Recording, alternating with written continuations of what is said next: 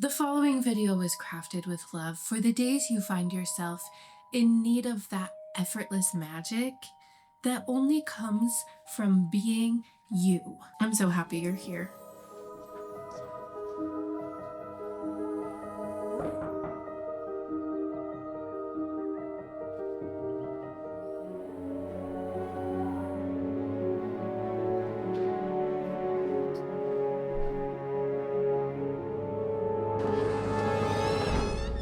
Hello. You're just in time. I just made cookies. Come on. You know how people say to just be yourself, and then you do, and they're like, whoa, not like that, weirdo. Or I've noticed the word cringy is perhaps overused. Well, I'm sure you're expecting a heartfelt message about being enough as you are and loving yourself, etc. And I surely agree with those sentiments. But self-improvement does have a helpful place in our lives. The trick is knowing where the line is between existing without a care in the world and having a care for the world. Like the law of diminishing returns, there comes a time when self-improvement can become a detriment. And in all of life's seasons, we seem to return to a point of surrender. And that's where the magic is found, not so much in changing, but in learning to embrace your favorite version of you that already lies within. I made you a pumpkin chocolate chip cookie. Well, 2 cookies, because who wants just 1 cookie? Okay. And now let me tell you a story. Come along.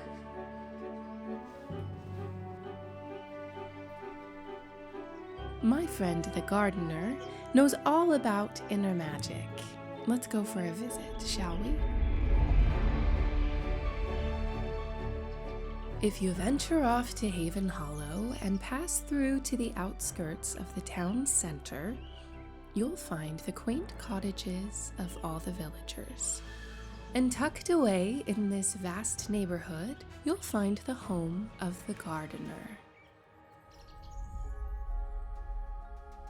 Today, the gardener is tilling her soil in preparation for the coming fall festival.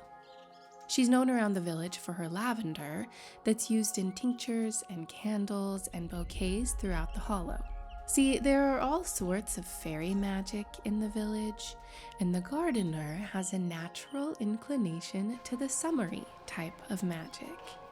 Each year, she practically bottles up the warmth of the sunshine and sprinkles it in her soil, serenaded by the enchanting song of the birds. She's aware that not everyone can bottle sunshine, and she does love her summer magic, but oh, how bewitching it could be to also learn the magic of the autumn. The gardener is quite profitable at the summer festivals, but there's always more hullabaloo about the fall festival with its crispy leaves and cozy feel, and she'd love to join in the magic this year.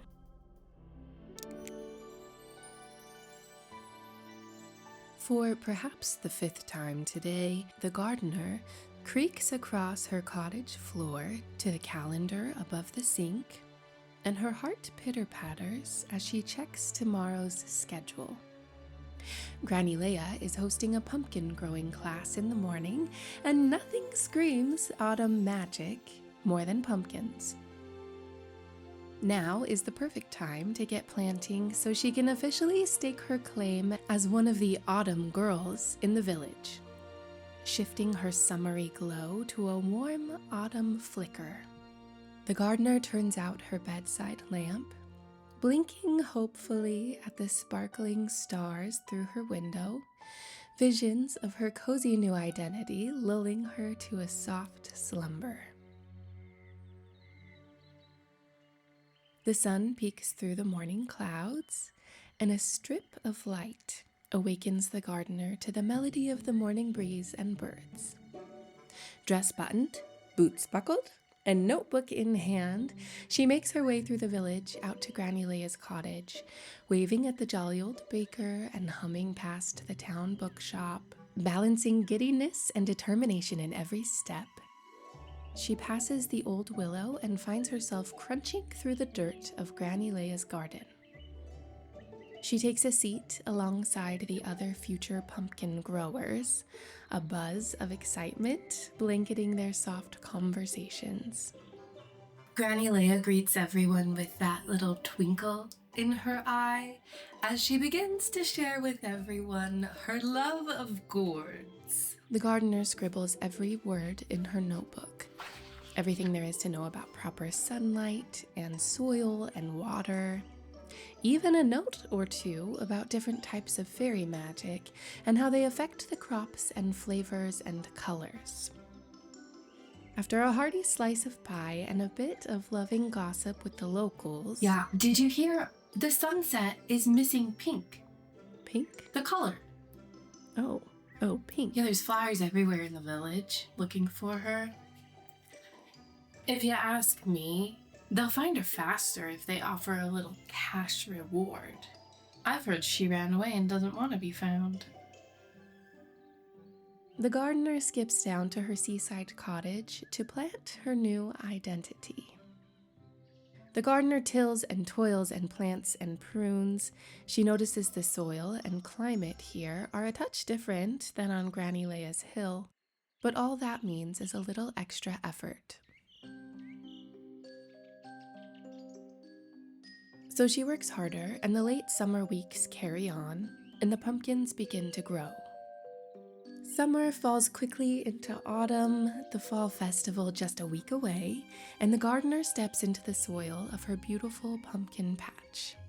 She's remained optimistic through the growing season, but her pumpkins aren't quite as beautiful as she had hoped. Their color a bit dull and sort of burned from her vibrant sunshine, and their size definitely lacking. She followed all of Granny Leia's advice to a T, but they definitely don't look like Granny Leia's pumpkins. The gardener looks over her patch with a slightly forced smile and a hesitant, furrowed brow. She's worked so hard, and she still has a week left. You can do a lot in a week with a little bit of magic, so she'll just do that. She'll conjure up a bit of extra autumn magic, and surely her pumpkins will be glowing soon. This is Granny Leia's cottage. This is where the gardener lives. Do you see where I'm going with this? Granny Leia's on a hill. On the southeast. The gardener is all the way over here, at sea level, with the warmer climate, the saltiest soil. That's called foreshadowing. I rest my case. But, on the contrary, the day of the fall festival arrives, and the gardener has cultivated but a paltry harvest of pumpkins. Perhaps they're a bit small or oddly shaped. Definitely not suitable for making pies or cookies, but they'll serve well as decoration around the hollow, or maybe for carving small jack-o'-lanterns. As the gardener gathers her gourds to set up her booth at the festival, she considers years past when she found a rhythm in growing her lavender and the amount of effort it took in comparison for this year's small pumpkin harvest. She looks across the way to her sort of forgotten lavender, and a tinge of longing pangs her heart. It grows so naturally in her soil, and this pumpkin business has felt a little forced, exhausting even.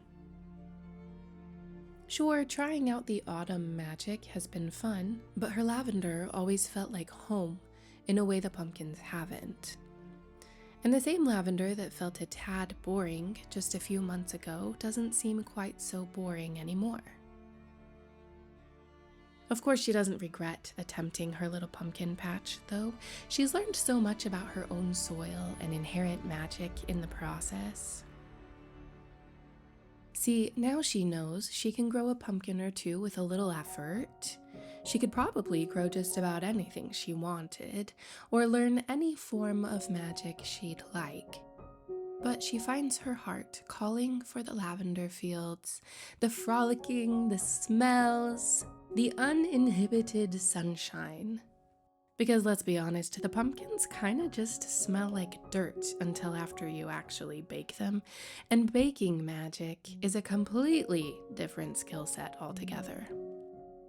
The gardener lifts her basket of dried lavender in one hand, a bucket of unique pumpkins in the other, and begins her journey to bask in the flurry of the fall festival.